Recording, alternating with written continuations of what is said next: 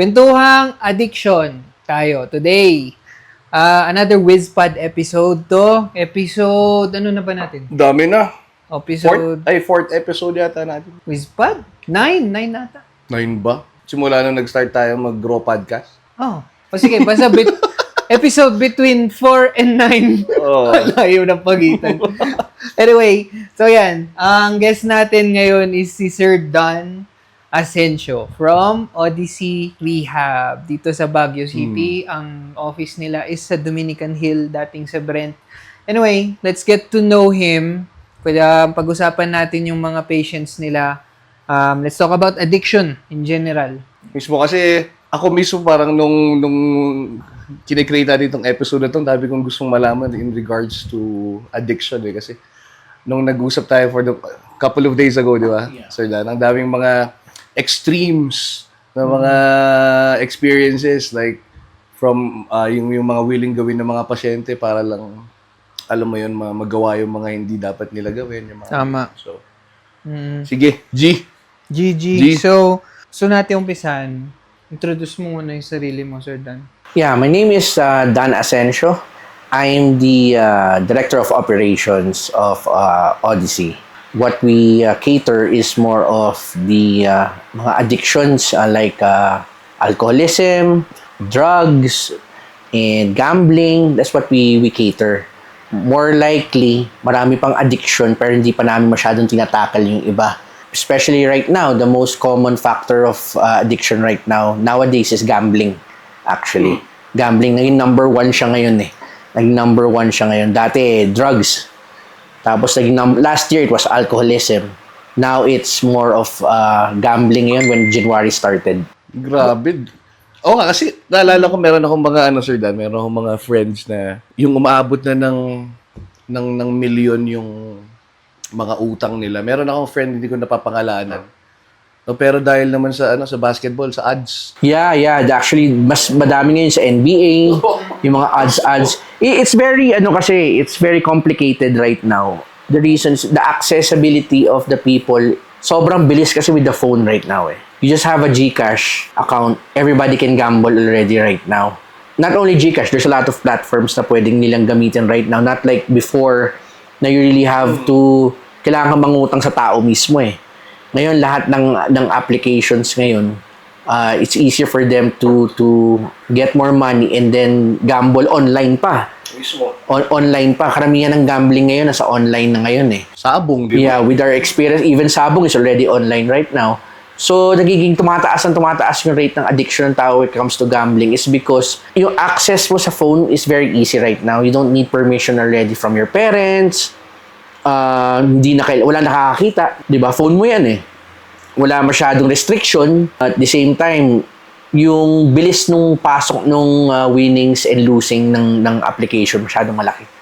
Tama. Diba? In a day, kayang umubos ng 1 million isang tao Just using the application, just using the phone lang.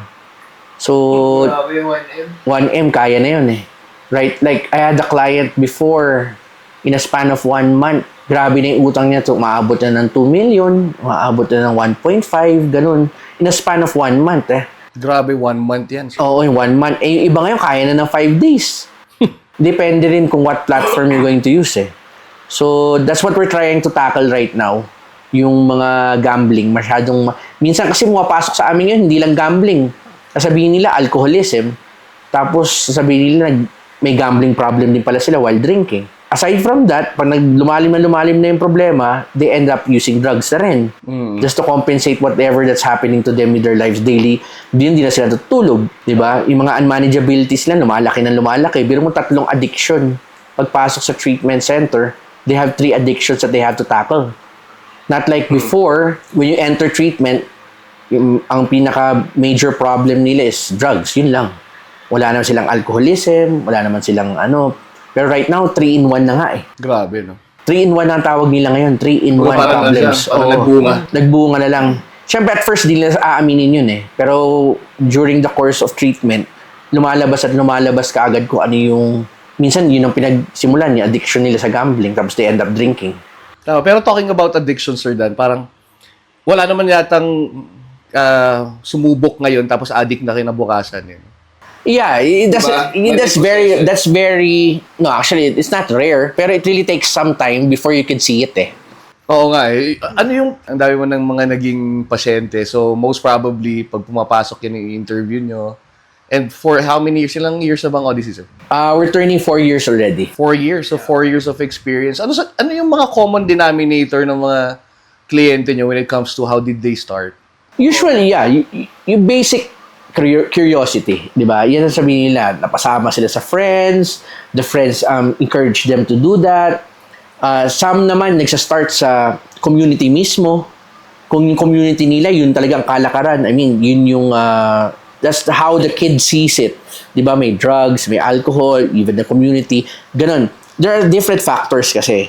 Some family problems, some financial problems that led them to use drugs, and at the same time, that led them to sell drugs. Oo. Di ba? Karamihan. Kaya nga magtatanong yung mga tao, bakit yung mga drugs na dun sa may isolated areas, di ba? Dun sa mga maraming tao, it's because they need money and they ended up using and then they ended up selling. Di ba? Wala naman nag-sell tapos yun, birang-bira yun. Birang-bira yung nagsisell lang na hindi gumagamit. Oo nga, parang naalala ko yun eh. But we've heard stories that, they just sell eh. Di ba? Pero bihira yun. Bibihira yun. Some talaga nag-start sa curiosity. Friends, family, yung lifestyle nila. Yung lifestyle is another factor kasi if you're always out, di ba, it starts with going to bars muna. And then, after that, nag-upgrade siya na nag-upgrade. Pero yung ano niya, sir, yung manifestation niya, kasi di ba, addiction is a disease, di ba? Yes. Kasi natatandaan ko eh, parang ako, pagka every weekend, sumiinom ako. Pero hindi nahanap ng katawan ko na daily kailangan ko uminom.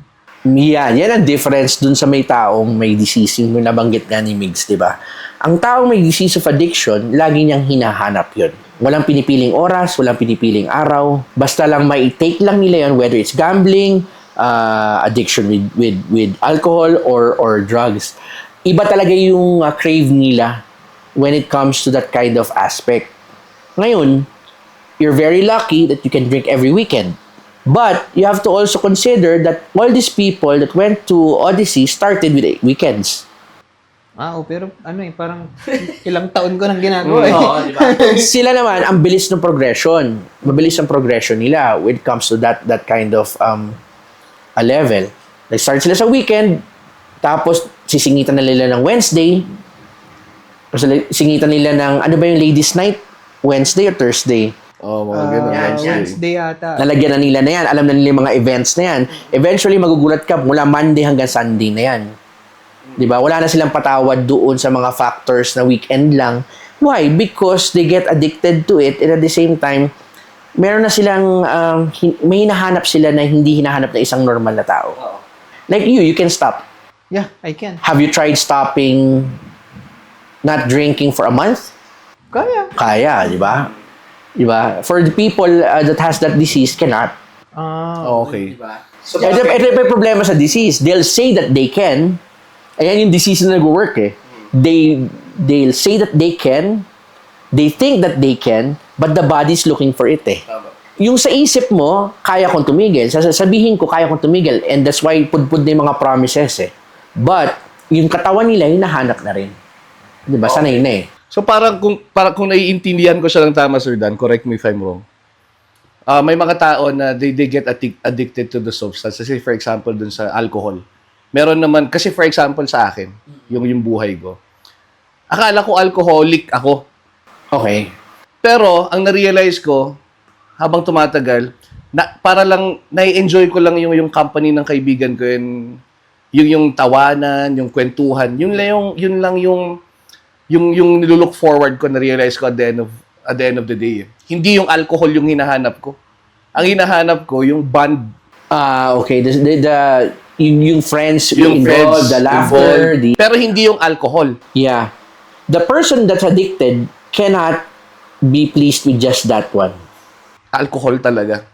Yung kaya nilang uminom na walang friends eh. Okay? Kaya nilang tumira ng drugs or they can use drugs without friends. That's why some of the stories that we have, they end up using alone. they end up drinking alone. Eh kung titingnan mo dun sa assessment, if you're gonna do the assessment, red flag na yun eh. That's a red flag that you're drinking alone, you're using alone, di ba? Hindi mo naman pwede mag-gamble alone, di ba? That's very, hindi naman pwede. When you gamble, there's participation. That's why iba rin yung approach dun sa gambling. Pero when it comes to alcoholism and drugs, they end up using alone. Most of their stories, if you hear their stories, they end up using alone. They end up drinking alone. Pero is there a way to detect, early detection, kumbaga? If, for example, I think I'm an addict because I drink 6 times a day, 6 times a week, ganun. Yeah, it takes a lot of, may proseso siya, may process siya. There's an interview, and then you do that. Pwede mo siya ma-pinpoint, especially if you're the person, the one that's doing the interview is experienced already. Diba? O, kita pa lang nung katawan, alam na nila.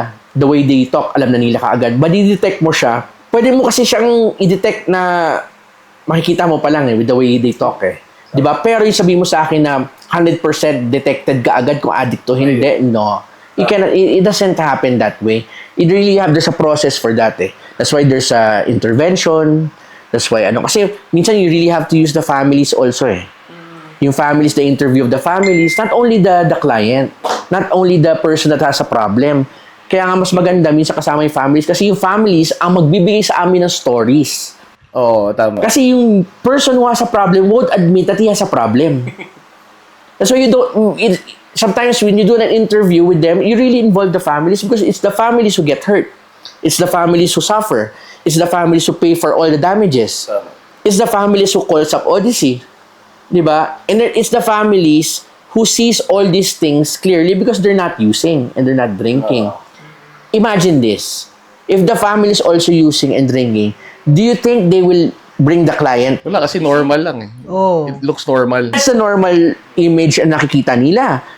Pero since the family is, say, a little bit mas clear yung head nila at nakikita nila na sasaktan sila yung nagdadala talaga. Asawa, diba? Usually, yung mga wives, ang pinaka-common stories nila is binugbog sila. Diba? Binugbog sila or ubos yung pera. Wala nang time sa family. Kung hindi binugbog yung asawa, binugbog yung mga anak. Diba? May physical, Meron ng kakaiba. Oo, meron siyang kakaiba. So parang sir Dal, parang you will only know that you're an addict if you are already an addict. Parang ganun. No. You will only know if you're gonna ask yourself, are you an addict already? You will only know if most of the stories that we have is coming from other people that sees there's a problem eh. You will never know that you're addicted to it until someone tells you that you have a problem already. It's impossible. I don't want to say impossible. Very rare yun yung makikita mo na ganun eh. Sometimes sa 10 mag-i-inquire sa amin, isa lang dyan ang willing talaga may problema siya. Ganun yung statistics yan. Di ba? Wala, sa 10 pupunta rito, lahat kami, we admit that we have a problem with substance. That's very rare. Di ba? May ginawa ka lang ang mali. Very basic.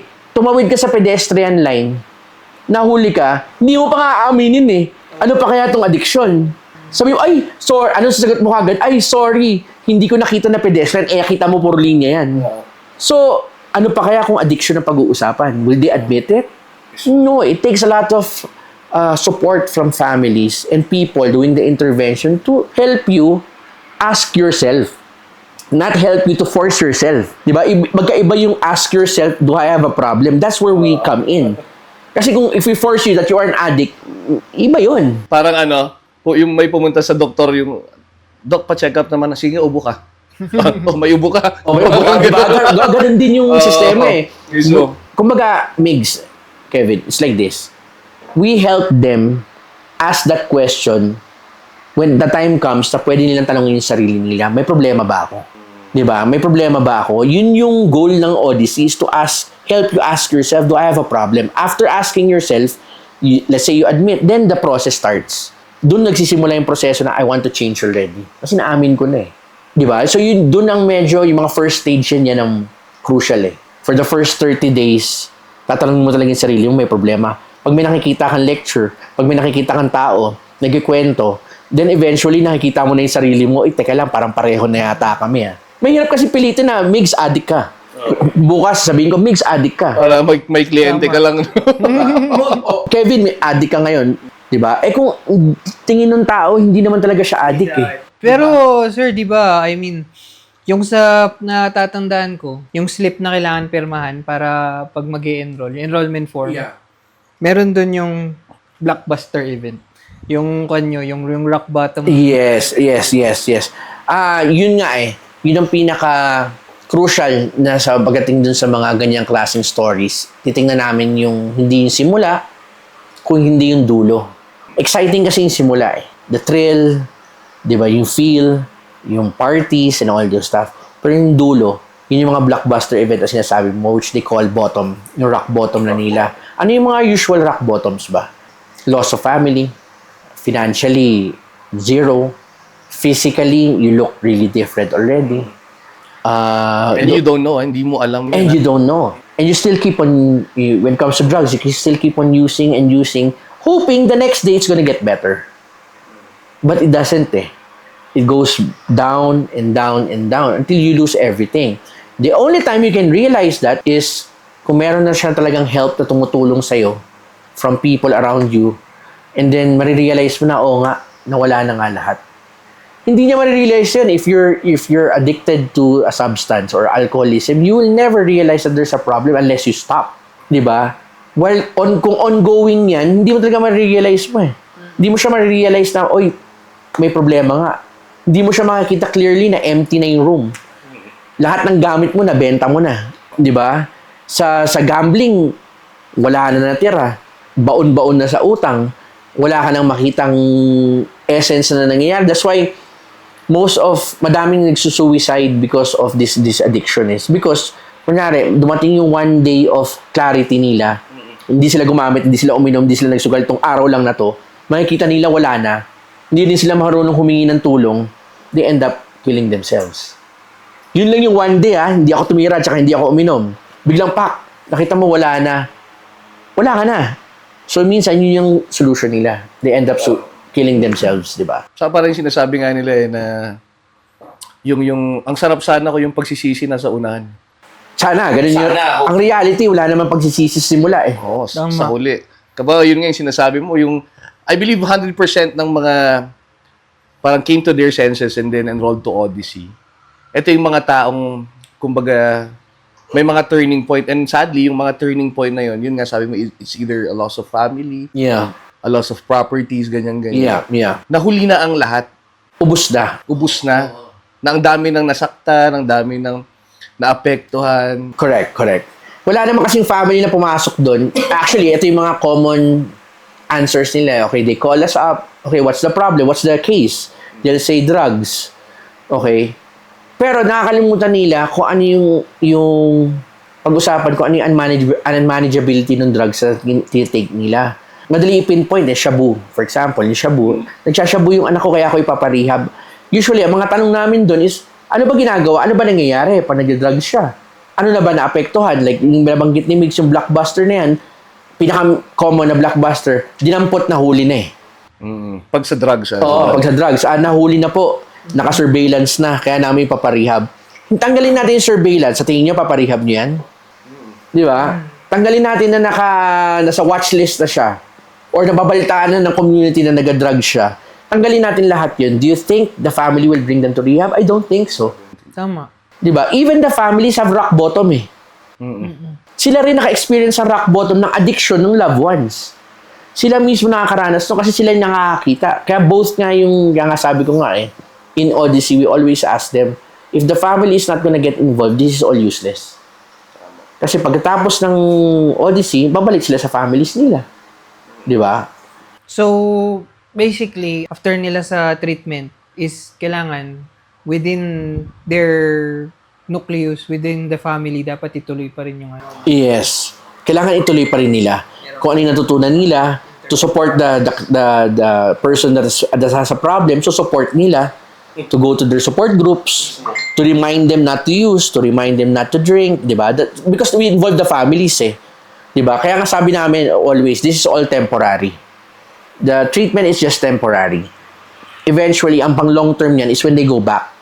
When they go back to their families. Yun ang long term yan. Kaya nga, it's a good investment for the families who has problems like this. It's a good investment for 6 months. Di ba? Pero, what is 6 months compare mo sa rest of your lives na? Tama. Di ba? Tama. Yung ano, Sir Dan, balikan natin yung mga addiction. Sa experience mo sa Odyssey, yung mga story na mga nalaman mo, ano yung mga extreme Oh, na mga... craziest. Oo, yung mga tipo kunyari Mga sa craziest sa stories. drugs, ano yung willing gawin ng isang tao na para lang baka experience siya nung tama nung drug na yun without using that exact drug. Yeah, yung mga ganun. Yung the most common factor na nakikita ko or stories na naririnig ko is they would sell their bodies already just to use drugs. Para may Male and pangbili. female, May pangbili. Male and female, they'll use their bodies, they'll sell their bodies, diba, in a sexual activity. And, of course, very common yung nagbibenta ng gamit. Yan yung mga yan. Kung ano pa yung meron, benta, nakaw, ganyan. Ang pinaka, ano na talaga dyan, yung mga nagsusuicide. Yan yung pinaka extreme na talaga yung they're about to jump. Meron naman, tinuloy, pero nabuhay. Okay? So, may mga ganun. Siguro, mababa lang siguro yung tinalunan niya because napilay or yung mga extreme yung nakapatay sila ibang tao. Yan yung mga extreme na talaga na ano, naka-damage sila sa ibang tao physically. Wala na sila eh. Wala na sila sa tamang wisyo. And at the same time, siguro yung when it comes to, kasi iba-iba kasi yung effect eh. Alcoholism, usually ang pinaka-grabe talaga dyan is yung hospitalization. Damage na internals na nila. Yung liver. Pagdating sa amin, dilaw na sila. Diba? Usually sa alcoholism, yun yung pinaka-grabing nakikita ko, physical.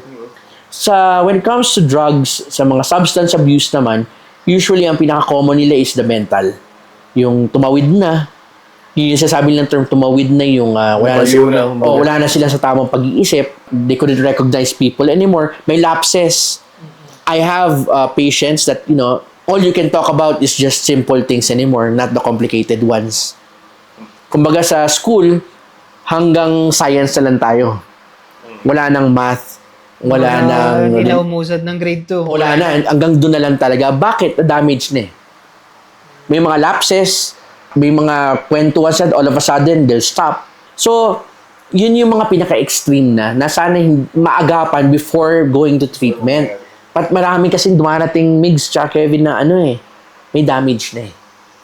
Diba? That's why I encourage a lot of people, the families, if not now, when? Are we still gonna wait the damage is going to be that big? Or while the damage is this small, we can already treat them. Diba? We can already treat them, maagapan pa natin so that they can have a good future naman. Whether it's an old person or it's a young person, it's still the same.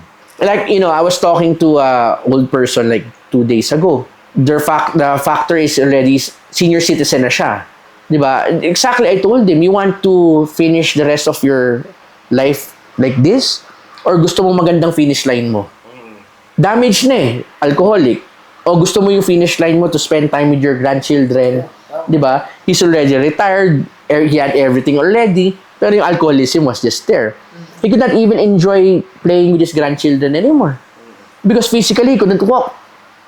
So may mga ganun factors na kailangan i-consider. Yan nga sana'y mangyari yung bago pa dalhin sa treatment. Pero syempre, ang reality dyan, hindi naman nila dadalhin kung wala pang damage eh. Oo nga eh. Diba? Yun nga eh. Yun yung dyan eh, parang tug of war eh. Diba? Hindi pa naman ganun kalala eh. Ay, hindi, malala na. Ay, hindi pa ganun kalala. Diba? So, ano ba talaga? Diba? Hintayin palaga natin lumala. Sana, kung baga sa marketing, ano lagay natin sa poster? Pag lumala na, ipasok nyo sa Odyssey. Diba? Hindi na natin pwedeng gawin yun, diba? So, hindi siya magandang advocacy na hintayin nyo na muna lumala. Habang maaga pa, nakikita nyo na yung signs, the common factors na hindi na umuwi, yung mga hindi na nakakauna, yung mga small pa lang, wala pa tayo dun sa pinaka-big blockbusters eh. Dapat dun maagapan eh. Check a psychologist, psychiatrist, check someone in this kind of field. It doesn't really necessarily have to be Odyssey. Tama. Kasi naalala ko parang, hindi ko alam kung nakita niyo na yung story na yun, yung kay Ted Bundy. Kay Ted Bundy. Yung siya, Yung tapos naging serial killer siya. But, kung aalala ko siya ng maayos, nag-start lang siya sa talaga sa parang yung FHM. Tapos nag-transition, nag-upgrade ng video, tapos sex, Oo. tapos hanggang sa nakapatay siya. Isipin mo kung saan lang nagsimula. Yeah. Totoo. Magazine. Maganda sana, why get caught? Why do you have to wait until you get caught before you can proceed to asking for help already? May mga signs na eh. Actually, ang families, wives, whatever it is, they can see the signs, but the problem, they're also in denial. In denial. And at the same time, financially, hindi yung restraint. Medyo pagdating sa finances, they don't want to spend anymore for treatment. It's because they can't afford. So, yun yung mga common factors bakit nauudlot din yung when it comes to treatment. Tsaka sa drugs parang hearing the story, parang it is parang impossible na ma-solve pa natin in this lifetime yung drugs.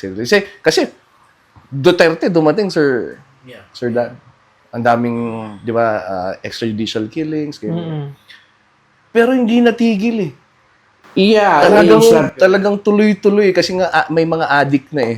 Yung na-addict na talaga, hindi lang para sa pera. Kasi iba-iba kasi modality ng treatment yung approach eh. Some works out of fear. Some, it works because they're contained. They're in what they call a lock-up facility. Some, different approaches yan eh. Ang tanong dyan lagi is, with my experience with these clients, pag hinarap mo sila ng fear, ang next niyan is galit eh. It's wala siyang difference sa isang pusa pag kinorner mo. Ang next na lalaban na eh. Diba? Pag may space siya, tatakbo. Pero pag kinorner mo yung pusa, wala na siya mapupuntahan, lalaban. Imagine that in a concept na taong asking for help, gulong-gulo, tapos i-corner mo na, ipupush mo siya na ipupush, baka hindi siya mag-recover in that aspect eh. Pero, like I said, there's different modalities. Madami-daming klaseng kinds of treatment. Diba? Ang tanong dyan is, kailan ka magpapatreatment? Yan lagi ang question dyan. Hindi naman yung type of treatment or what kind of treatment center or anything. Kami, lagi namin sinasabi sa Odyssey, if not now, when, wag nyo nang patagalin. Diba? Wag nyo nang patagalin. Sometimes I have interviews with clients. Sabi ko sa kanila, it may not be Odyssey, pero tulungan nyo na yan.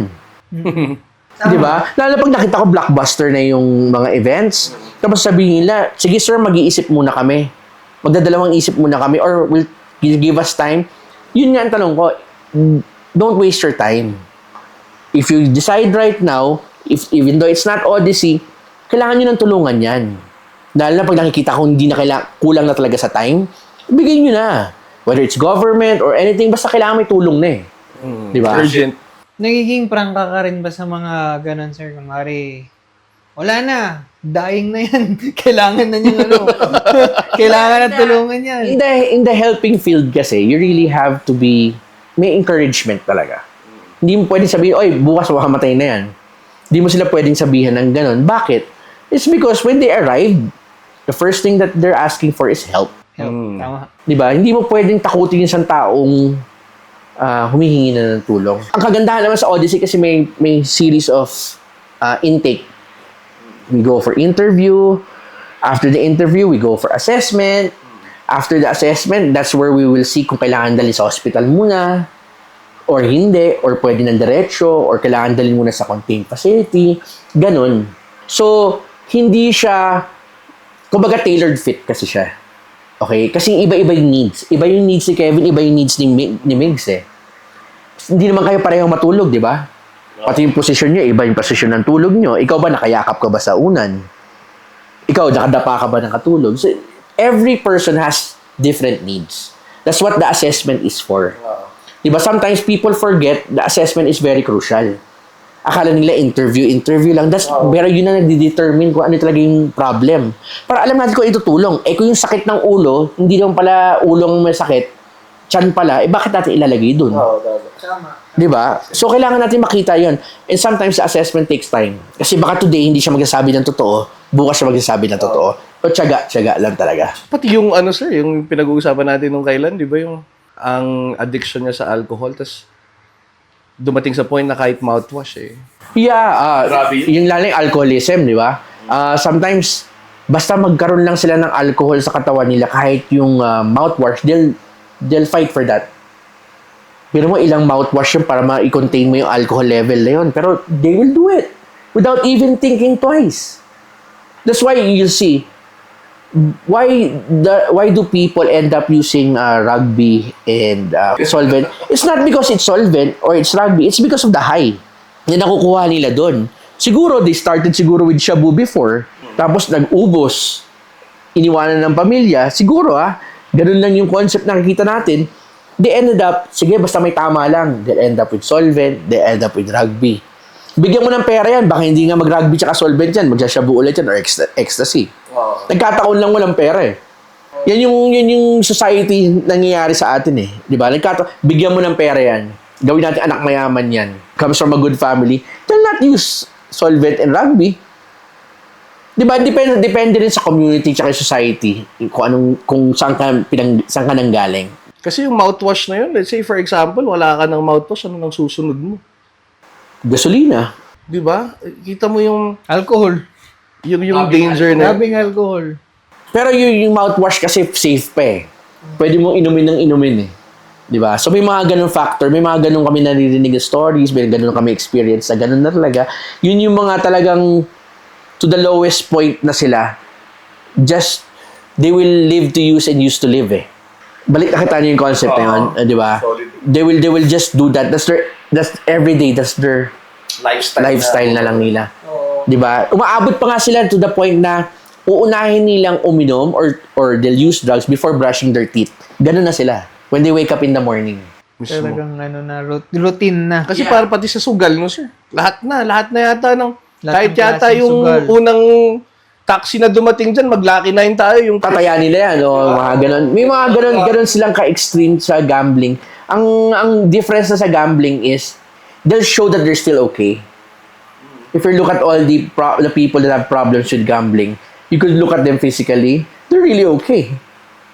Not like with substance and alcohol. Physically, makita mo, wala na. Drained na. Payat na. Isasabi nilang wala nang ngipin, wala nang ganun. Sa gambling, may relo pa eh. may fasad. May facade pa siya eh. May front pa siya. That's why, kung tatanungin mo, does it really take so much time? Oo. Bago yung sabihin mo, may problema nga ako sa gambling. Matagal ang proseso sa kanila eh. Kasi parang kung kumbaga may blockbuster ka na, pero G ka pa rin eh. Oo. Hindi ka tulad ng drugs. Kahit mag-take ako ngayon. Pag nagustuhan ko yung drugs, i-take ako ulit bukas eh. First time, kunwari may gambler. I heard this story from isang gambler. Nagsugal siya ngayon. Nanalo. First time yung sugal, lucky, sabi nila, winner's luck. Di ba? Parang ganon. Beginner's luck. Beginner's luck. Then still enjoy it pa eh. Na wala nangyayari sa family. Nakakatulog pa sila. Not like yung unang mga nag-take ng drugs, like especially meth and shabu. 3 araw, hindi tulog eh. Yung effect ka agad sa kanila, ang bilis. May tama. Yung taong first time uminom na lasing, the next day may hangover. Diba? Sa gambling, hindi. Wala. Diba? Wala. So, tatagal pa Yung sila. sigaw ni Mrs. siguro. Di ka umuwi.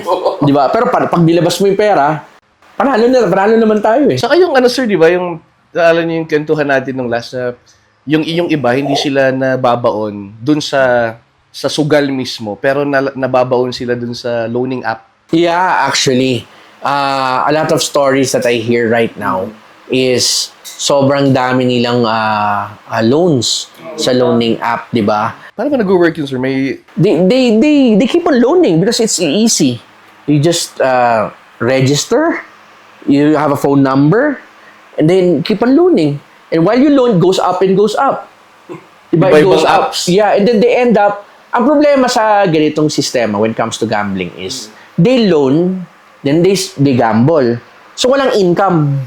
Buti ka if you loan, and then you have something to pay. Ang problema, yung niloan mo, sinusunog mo eh. Hoping na... Hoping that it would win. Hindi nagro-roll. Di ba? Scary yung mga... Siguro, I don't know, for the gamblers that are really good, bihira siguro yung winning streak na 20 times kang panalo. or 40 times or 30 times sa puro panalo, ibig sabihin, kung yan ang mangyayari, ibig sabihin wala nang gambler. I mean, wala nang problema sa gambling. Oo. Kung 30 times ka nagsugal, 30 times ka nanalo. Bankrupt na rin yung kumpanya. Oo. Millionaire yun na lang. Oh, di ba? Sa 10 beses kang mag-gamble, siguro ang average yun, siguro 2 lang siguro beses ka mananalo eh. Bihira talaga yung win. Or, hindi siya, ang ibig sabihin strict sunod-sunod ha. Meron kasi baka may mag-contest. Hindi, ako nanalo ako ng 10 times. 10 times na tuloy-tuloy. Yan ang mga tanong dyan. Oo. Saka yung mga app developers, Sir Now, Dan, if you di ba? do, at may sumagot dyan at sabihin niya, 20 times ako nanalo, straight, good for you. Oo nga, pero that's very... Ay, kayo, sa tingin nyo, may nangyayari bang ganun? Wala, di ba? Wala, madalang. Oo. Di ba yung mga app developers nga? Oo. Di ba they can manipulate the system? It's no different, Migs. Okay, let's go back to drugs. Walang nag-take ng drug at maganda nangyayari sa buhay nila. Kasi kung meron, walang problema tayo sa drugs. For a person that takes a meth, sa atin, it's called shabu. Wala akong nakita na nag-shabu na sinabi sa akin, ang ganda ng buhay nila. Tama. It's the same thing with gambling. Na pag nagsugal ako, hindi naman niya mag-straight eh. Di ba? Kung wala akong nakikitang alcoholic na umiinom araw-araw na hindi may sasagot dyan, pwede. Sabihin nila, ako umiinom ako, hindi naman ako iniwan ng family ko. Umiinom ako araw-araw, lasing ako araw-araw, hindi naman ako iniwan. Oo nga, hindi ka nga iniwan ng family mo, may pera kayo at lahat, pero yung katawan mo. And the next question dyan, Ikaw ang mangiiwan. Di ba, is at the end of the day, lahat itong addiction na to, matatakal yung unmanageability. Yung tinatawag nila unmanageability, yung unmanageable ka na. Pwedeng physical, financial, family, lahat yan. May isang aspeto dyan na tatamaan eh. Di ba? Not like a person who's doesn't have a problem like this. Ang pinaka-problem sila is, of course, how to earn money, family problems, you have children to take care, di ba? Ano pa ba? Yung mga friends, you have friends, di ba? That's very normal, yeah. Kaya lang yung problems ng people that are having this kind of challenges, unusual yung mga problems nila eh. Unusual yung mga problems nila, hindi naman normal yung nagnanakaw ka everyday. Oo, sakit na nga rin yun eh. O, di ba? Yung nagnanakaw ka everyday. Ang tanong doon, bakit ka nagnanakaw? Pwedeng klepto, yun yung walang reason. They just steal because give them pleasure also. Pero, ang tanong dyan is, when they steal, saan napupunta? Lagi nilang sagot, pambili na alak, pangsugal, pandroga. Tanggalin mo yung tatlo na yun, hindi na sila magnanakaw. Oo. Unless there's an existing problem again. Diba? It's a no-brainer naman eh. Titingnan naman natin yun eh. It doesn't take a doctor or a scientist or whatever it is to figure that out. Ang problema, yung figuring out ang matagal. Oo. O, di ba? Yung figuring out ang matagal. So, yun nga, like I said a while ago, may proseso talaga siya bago natin siya matulungan and at the same time, bago natin talaga ma-encourage yung tao to change. Tama. Pero, sir, putting a microscope on Baguio, ano ang percentage ng natin dito, mga drug usage? Actually, with the based on statistics database na nare-receive namin, hindi naman ganun kalaki, no? Hindi naman ganun when it comes to drug use. Hindi naman siya ganun a lot like Metro Manila and all of those stuff. Ang medyo malaki-laki dito is the alcoholism. Yeah, alcoholism is the one that we face right now, di ba? Dito sa Baguio. Yeah, dito sa Baguio, especially here in the north. Yung karamihan ng is alcoholism is their culture eh. Di ba? It's something na minsan i-ignore. Di ba? Minsan na i-ignore. Pero you know what? We'll get there. We'll get there, di ba? It's just about educating people, you know, telling them that, you know, this is the effects of alcoholism and eventually we'll get there, di ba? Kaya lang, ang kagandahan dito sa Baguio is that's why we placed Odyssey here. It's because of the atmosphere. At, di ba? The atmosphere, the less stress, di ba? Compared to traffic na lang eh. People, you know, say traffic sa Baguio. Sige nga, nakita nyo ba yung traffic sa Metro Manila? Palit tayo. Di ba? This one, wala to sa Metro Manila, yung traffic dito. Ngingitian mo pa eh. Pwede ka pa mag-music tsaka mag-sounds eh. Oo. Di ba? Pwede pa eh. Pero, best for me, this is becoming also a recovery capital of people who have problems with when it comes to addiction. Nandito na rin nagpupunta eh. Di ba? For peace of mind, di ba? Okay na rin eh. So, it's super helpful when you get an addict, drug addict, or, I don't know, gambling addict, alcohol, and then remove her from his current environment, move her to a better environment. Yeah. The Contributes naman. it's a big factor. It's a big factor na mailipat muna natin sa ibang atmosphere. Okay? Temporary solution ang minsan ang ginagawa dun, di ba? Just to transfer him to have a different kind of view, ibang tao, new people, different culture, different atmosphere, yung weather, di ba? Especially kung galing kang sa baba, di ba? Sa Manila or wherever. Pagdating dito, naiiba eh. Naiiba. Tapos yung lifestyle dito, medyo iba din. Hindi masyadong nightlife, di ba? Hindi masyadong triggers na factors na wala. Hindi masyadong... So, it's helpful. Ang pinaka-helpful dito is the environment and then the people that you're with. Tama. Di ba?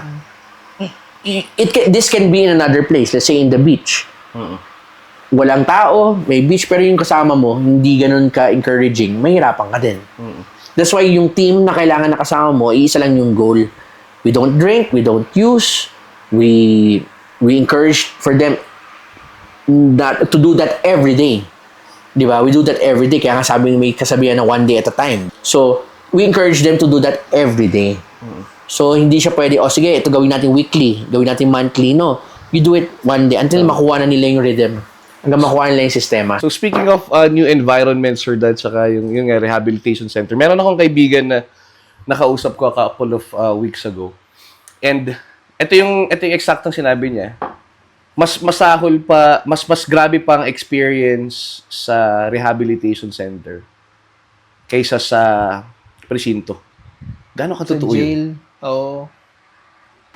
Na parang pag-rehab, mas takot pa silang ma-rehab kaysa Actually, no. May nagsabi rin sa akin yan. makulong. Kaysa makulong, okay. Kasi, when you talk about rehab, okay, there's a structure inside. Sa presinto or sa jail, ano lang ang structure mo dyan? Di ba? Ano lang ang structure mo dyan? You're just there, buying time, you wait for until the sun comes down, and then structure nila dyan is fall in line. Maybe that's why people say in treatment or in rehab is harder. It's because slowly, they're facing themselves eh. Di ba? May kasabihan nga, di ba? Pag nakita mo talaga kung sino ka, yun ang mas mahirap eh. Di ba? Pag nagkaroon ka ng reality check na, ito pala yung nangyayari sa akin, sumasakit na sumasakit, di ba? Ito na ako pala. Di ba? It's no difference. Wala siyang difference dun sa part na aminin mo na ikaw may kasalanan. Ano mas madali? Hindi mo aminin na ikaw may kasalanan o aminin na ikaw may kasalanan? Aminin. Oh. Kasi, di ba, dinadamdam mo siya eh. Di ba? That's why it takes time. Sabi nila, it takes time for you to realize that it's your fault. Kasi if it's not like that, ngayon pa lang, madaming tao nga amin na. Hindi wala tayong masyadong problema. Di ba? Kaya lang yung time na yun, that's why yung nabanggit nyo na yan, bakit mahirap? It's because siguro nakikita nila yung reality na may problema nga ako. Hindi katulad sa, I don't wanna say anything bad about jail or anything, kung ano yung proseso nila or there. It's because they're there for a case eh.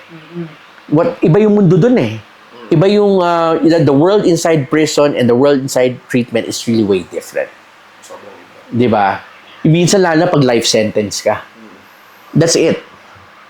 Di ba? Paano mo i-face yung reality dun? Dito sa treatment, there's hope. I think also, sir, kasi there's a difference din between public and private rehabs eh, di ba? Yeah, there's a big difference with the government treatment centers. Both, it works. It works both. Depends on the person who needs help. Diba? Sometimes people really change because of that kind of modality. Sometimes people change with this kind of modality. We cannot compare kasi. We cannot compare what kind of treatment na meron sila at ano yung treatment. Diba? I just can't say na kami ang the best or anything. Ang goal namin dito is, this is what we have, this is what we are going to give you.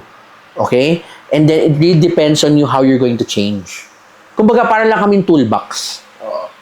Diba? Ito yung mga kailangan mo. Hammer, yung long nose, ito lang muna gagamitin mo. Pero sino gagamit niyan? Hindi kami. Ikaw ang gagamit niyan. Tuturo namin sa'yo paano gamitin yung hammer. On the right time and on the right place. Kaya nga, at the end of treatment, you bring home the tools, it's up to you how you're going to use them. Hindi naman everyday gagamitin mo yung hammer eh. Di ba? There are days that you're going to use the screwdriver. So that's how it works sa amin sa Odyssey. We give all the tools that you need. But we have to explain to you every tool saan siya mag-work. Kaya nga tailored fit siya eh. Now, the question that you had, it really depends on the person eh. I cannot compare the jail and treatment. Ikaiba talaga siya. Minsan kasi, when it comes to this kind of field, when it comes to lalo na pag drugs, pag nakulong ka, parang end of the line na eh. Diba? Swerte ka kung makalabas ka pa eh. Lalo na kung ma-transfer ka. Yung sinasabi nila kunwari, nahuli ka, nasa station ka, at ma-transfer ka sa city jail, yung Muntinlupa or anything, that's end of the line yun. Diba? And what's worse than that? I think that's the end of the line. Wala nang hope. Lalo na pag mga life sentence na. Minsan nga yung feeling, yung mga 15-year sentence, 20-year sentence, feeling nila life na yun eh. Oh, grabe. Like for example, if you're 47, and then you have 20 years, by the time you get out, lahat ng kotse lumilipad na. Baka. Oo, Diba? robot na yung driver mo. Di ba? Eh ngayon may hybrid na eh. So, that's what's killing them in prison. Now, ano ang objective ng treatment centers like Odyssey is for you not to get to jail, to get to that point. Give you hope. Yeah, di ba? We're gonna be, like this. We're ang advocacy ni Migs at ni Kevin is to help people with this topic of ours na don't wait for it na. Don't wait for it already na maabot ka pa sa jail. Don't wait. Why wait for losing your family, death experience? Yung iba, usually ang mga mayroon silang cases na kunyari, kaibigan ko si Migs. Kaya ako gusto magpa-treatment kasi habang we were using drugs, namatay si Migs. Di ba? Why wait for that? Di ba? Sorry, di ba? Kunyari, namatay si Migs. Di ba? Why wait for that? Di ba? Do you have to experience jails, institutions, death before you realize that you have a problem? Tama. But the sad part about this is, yung reality natin, is they really wait for it. Tama. Which Parang hindi masyado naman- silang parang it's a love affair between darkness. Yeah. No, yung alam mo yung sobrang na in love ka na dun. Kasi yung pinag-usapan nga sa kay na Sir Dan, wala namang ginawa ngayon addict na kinabukasan. Oh, wala naman ganun. Parang there's a process of cultivation na yung kinultivate nila yung sarili nila dun sa drugs, Yeah. sa alcohol, and then sa sobrang na in love na sila, hindi nila mapakawala. That's why it's very rare na pumasok sa Odyssey na ako yung nag-enroll sa sarili ko. That's why I encourage a lot of families, friends, loved ones, wives, children, sa kanila talaga magsisimula eh. The person who's addicted to all this kind of will not realize that they have a problem. Very rare. Parang yung verse sa Bible, sabi doon, there's a road that seems right to a man, but leads to destruction. Yes. No? Exactly. Exactly. 'Di ba? So, yun nga yung mas maganda send this message to the families that are suffering right now. The families, the wives, the children, the friends. We have clients that were brought by friends, not by families. Kasi tinalalikuran na sila ng families, but they have friends left. Yung friends na nagdala sa kanila sa treatment. It's a good story. Actually, when I heard the story, wow. Diba? So, may mga ganun na factor. That's why, parang hindi rin siya okay na if you're in this kind of setup na we encourage all the addicts to go to rehab. Parang, hello? Really? It's not gonna happen. Kung meron man, wow, milagro. Miracle talaga siya. Pero why don't we do mag-reality check tayo? We encourage the families who sees that there's a problem. We encourage the friends, we encourage the children that sees that there's a problem because you're the ones that can see that there is a problem. Pero last, may gusto ko itanong kasi lagi lang, yung buong span ng pinag-usapan natin is parang losses eh. Victories. Yes, yeah, maganda. Talk about victories. That's a good question. Yeah. Victories, yeah. That is the most beautiful and amazing experience that we see, even me, myself, see every time we see people recovering. You could see from, like you mentioned, darkness to slowly they yung blossom nila, iba. They go back to work. Sometimes yung iba, they were employees, now they're owners. All their lives, they were employees and they were addicted to meth and drugs or gambling. Doon nag-recover sila, na-realize nila, pwede pala sila maging boss. Even that one, they were trapped. So, yun ang pinakamagandang tingnan actually. Yung wow, ano ka na ngayon? Diba? Dati ganito ako, ngayon ganito ako, yung before and after. Kaya nga, even in commercials, even in marketing, ang ganda i-promote yung before and after eh. Oo. Diba? Ang ganda i-promote yung before and after. And that's what Odyssey is. You come in here before and look at you right now. Right after treatment. Diba? There's no guarantee for treatment. Okay? Some people have to take a lot of treatments before they can get it. Yan yung reality nitong klaseng sistema. Some people can take it one time.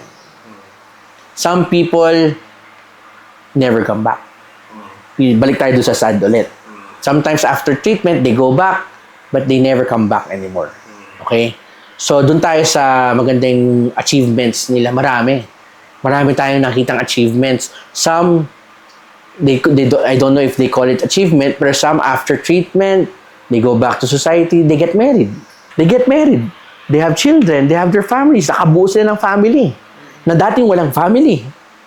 Diba? Some reunited with the family.